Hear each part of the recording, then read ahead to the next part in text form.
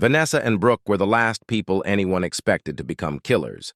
Charming, successful, and inseparable, the two women on Redwood Lane had carefully crafted the image of a perfect life. But behind their elegant smiles and pristine home was a secret so dark it would shatter an entire community and leave a teenage boy dead. Redwood Lane was the kind of place where nothing ever seemed to go wrong. Lined with manicured hedges and polished driveways, it gave off an air of perfection. Neighbors waved politely, lawns were always trimmed, and every mailbox looked freshly painted. At the very end of the lane stood the most talked-about house in the area, a large white brick home with black shutters, a tall iron gate, and a perfectly maintained backyard complete with a turquoise swimming pool. That house belonged to Vanessa and Brooke. The couple had moved into the neighborhood 3 years earlier. They were both in their 30s, beautiful, stylish, and extremely private. Vanessa drove a luxury SUV and was said to be a top-selling real estate agent in the city. Brooke, quieter but equally magnetic, ran a popular online fitness brand that had thousands of followers. They rarely attended neighborhood barbecues or community meetings, but when they did, they left an impression.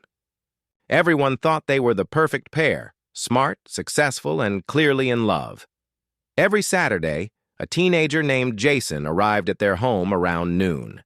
He was the neighborhood pool boy, working part-time during the school year and full-time in the summer to save up for college. Jason was 17, tall for his age, with a lean frame and quiet demeanor. He never caused trouble, never skipped work, and was known for being polite and dependable. His parents trusted him to take care of himself, and his clients appreciated his professionalism. At first, his visits to Vanessa and Brooke's house seemed like any other job. He cleaned the pool, skimmed leaves, checked the filter, and occasionally mowed a patch of grass if asked. But over time, the dynamic started to shift. The women began lingering near the pool while he worked, making casual conversation that felt increasingly personal. They asked about his interests, his grades, his future plans. They complimented his work ethic and appearance. Once, they invited him to stay after work for a smoothie. Another time, they gave him a brand new smartwatch, just because. Jason mentioned the couple to his parents once or twice. He said they were cool and kind of different, but didn't elaborate. He never seemed nervous, but something about the situation felt unusual. Most of his other clients stayed inside or barely acknowledged him. Vanessa and Brooke, however, seemed overly interested in his presence. Still, no one had any reason to worry.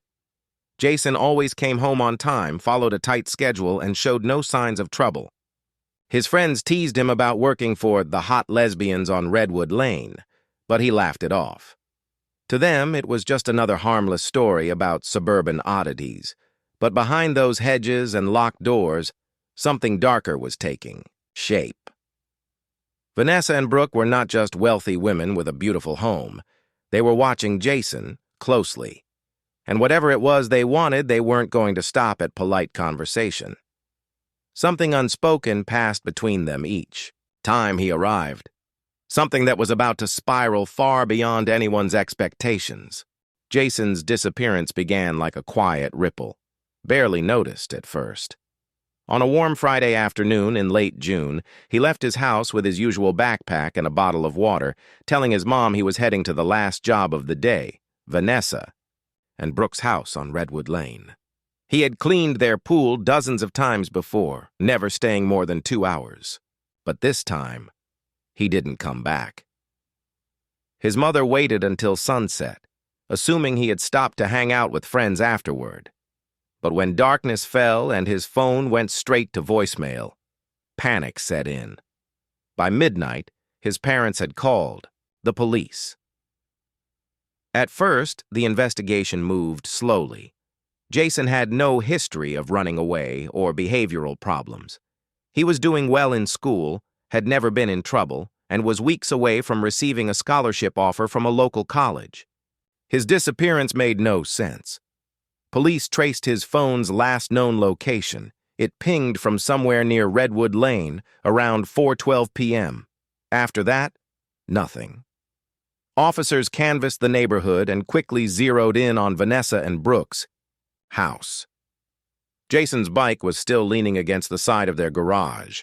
The couple answered the door calmly, saying they had seen Jason earlier that day. According to them, he cleaned the pool, received his payment, and left around 3 p.m.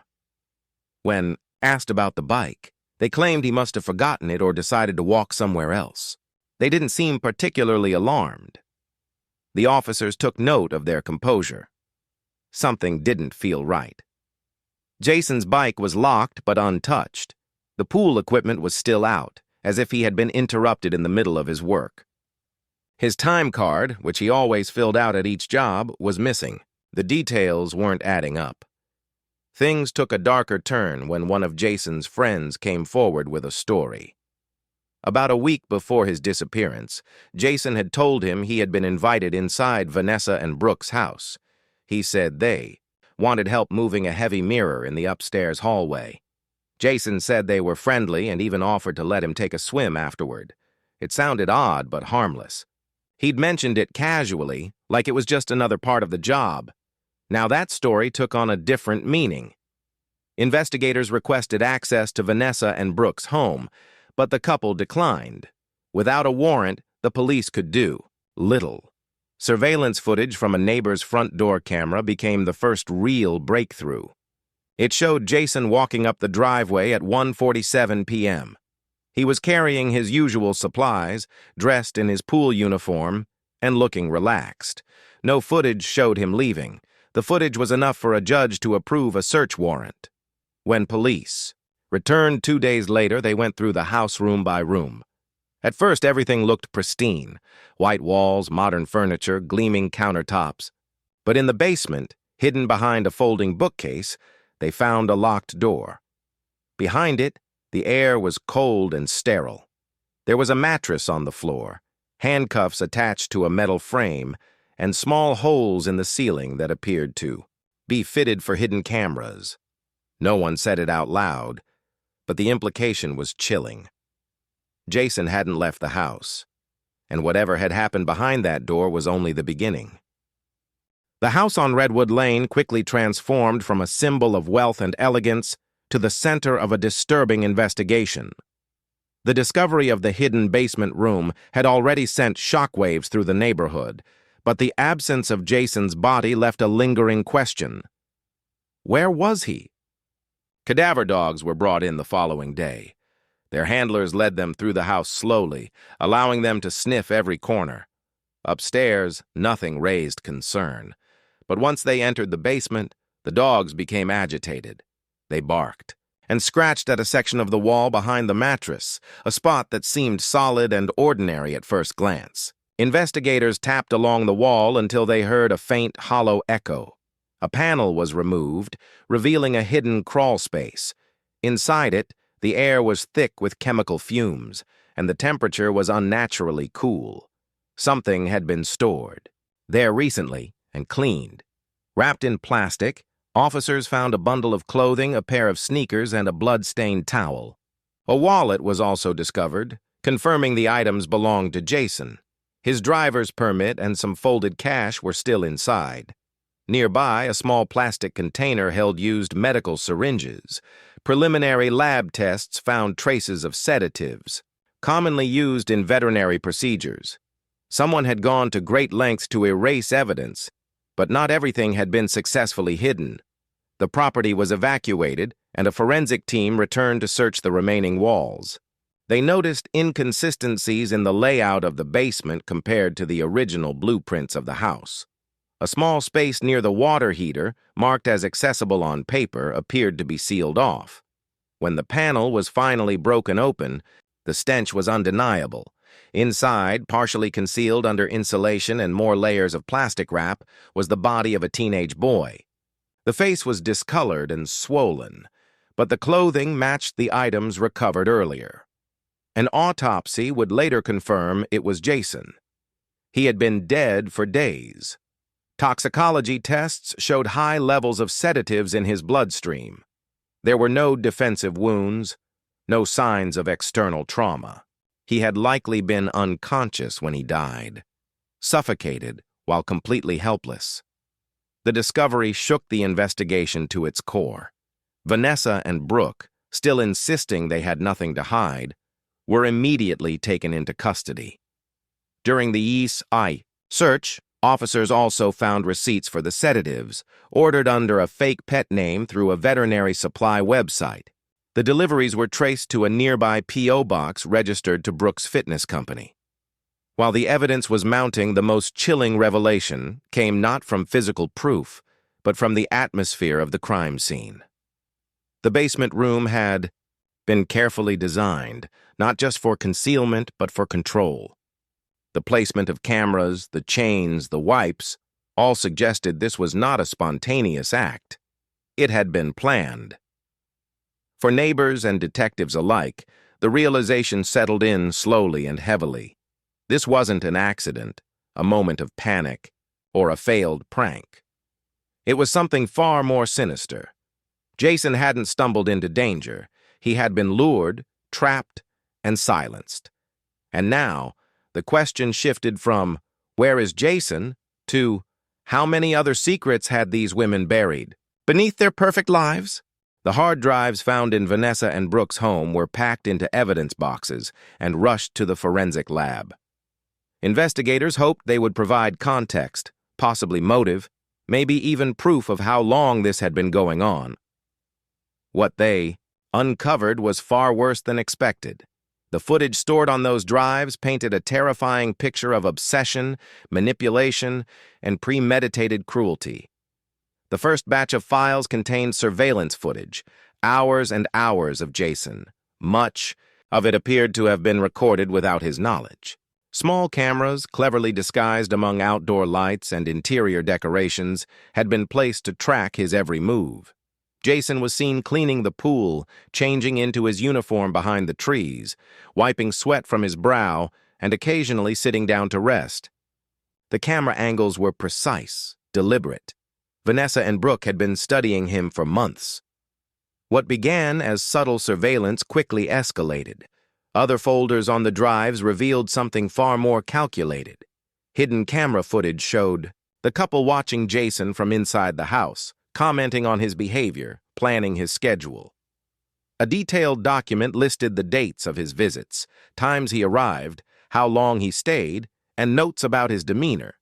They had also documented what they called his comfort threshold, how relaxed or tense he appeared depending on their interaction. It was a disturbing glimpse into how they slowly chipped away at his boundaries. One especially grim folder required a digital key to unlock. After hours of decryption, the final video files emerged. The footage was time-stamped for the day Jason went missing. The video began in the basement. Jason was lying on the mattress, clearly sedated. His limbs were bound, and a light was fixed directly on his face. Vanessa appeared first, adjusting the camera angle with eerie calm. Brooke entered next, holding a clear bag and what looked like a cloth. She stood still for a moment, then knelt beside Jason. The video cut off abruptly before the act itself, but it was enough. The combination of surveillance footage, audio logs, and that final clip revealed the truth in excruciating detail. Jason had been lured under false pretenses, drugged and killed in a methodical, cold manner. The basement wasn't a place of chaos. It was a controlled environment. Every item had a purpose. Every action had been thought through. Investigators pieced together a chilling timeline. The surveillance had started 6 months earlier. The gifts and attention were part of a grooming process. They made Jason feel comfortable, special, and safe. When the moment came to invite him inside, they knew he wouldn't say no. The public's reaction was swift and visceral. Media outlets flooded the story with headlines that made it feel almost unreal. 2 women who had once been symbols of progressive success were now seen as predators hiding behind charm and money. The footage sealed their fate. No defense could argue around it. Vanessa and Brooke had documented everything, believing they were untouchable, but their desire for control became their undoing. In trying to capture every moment, they left behind all the evidence needed to destroy the lives they had so carefully constructed. The courtroom was packed for the first day of Vanessa and Brooke's trial. News crews lined the streets outside, and the public watched in disbelief as two women who had once been admired for their success and elegance now stood in handcuffs, accused of one of the most disturbing crimes in recent memory. Their designer clothes were replaced by prison jumpsuits, their polished smiles now vacant and cold. No one could have imagined that the picture-perfect couple from Redwood Lane had been hiding a sadistic secret for so long. The prosecution wasted no time presenting the evidence. The surveillance footage, the encrypted files, the sedative purchase records, and the discovery of Jason's body were all laid out piece by piece. Jurors listened in silence as experts described the timeline of Jason's grooming, the methodical steps that led to his death, and the attempts to cover it up. Forensic specialists explained how the drugs used to sedate Jason were carefully selected to render him unconscious but not immediately harm him, proof of planning and intent. Jason's parents sat in the front row every day, clutching each other's hands. Their grief filled the room more than any words could. When photos of Jason were shown, smiling, alive, full of promise, the courtroom fell into a heavy, shared silence. He had been on the edge of adulthood, preparing for college, filled with dreams and ambition. That made the loss even more devastating. The defense tried to argue that Brooke had acted alone, painting Vanessa as a passive participant, but the evidence told a different story. Both women were seen in the footage. Both had ordered supplies, altered camera angles, and monitored Jason for months. Their search histories revealed disturbing patterns, including forums that discussed psychological manipulation and sedative use. They had moved in tandem, planned together, and executed the crime with chilling coordination. It took the jury less than 2 days to reach a unanimous verdict: guilty on all counts, including first-degree murder, unlawful imprisonment, illegal surveillance of a minor, and destruction of evidence. The judge, citing the calculated nature of the crime and the complete lack of remorse, sentenced both Vanessa and Brooke to life in prison without the possibility of parole. The sentence brought a small sense of justice to Jason's family, but no relief. Their son was gone. A young life stolen not in a moment of rage, but through careful deception and cruelty. In the months following the trial, they launched the Jason Fields Foundation, aimed at raising awareness about grooming, coercion, and digital surveillance. Their goal was to educate young people and families about dangers that don't always come in obvious forms. The house on Redwood Lane was eventually sold, but it remained empty for months. Neighbors couldn't forget what had happened behind its walls. Some said they could still feel it, the weight of it, the silence, the horror. Even the sun seemed dimmer over that part of the street. What began as an ordinary summer afternoon had ended in tragedy. And the story served as a brutal reminder. Evil doesn't always come with a warning. Sometimes it smiles. Sometimes it lives right next door.